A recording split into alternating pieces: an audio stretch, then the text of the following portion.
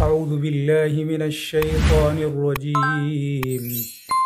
بسم الله الرحمن الرحيم.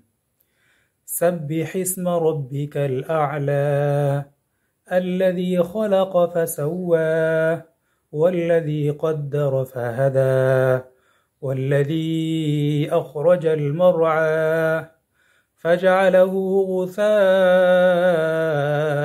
أحوى سنقرئك فلا تنسى إلا ما شاء الله إنه يعلم الجهر وما يخفى ونيسرك لليسرى فذكر إن نفعت الذكرى سيذكر من يخشى ويتجنبها الأشقى الذي يصلى النار الكبرى ثم لا يموت فيها ولا يحيا قد أفلح من تزكى وذكر اسم ربه فصلى بل تؤثرون الحياة الدنيا والآخرة خير وأبقى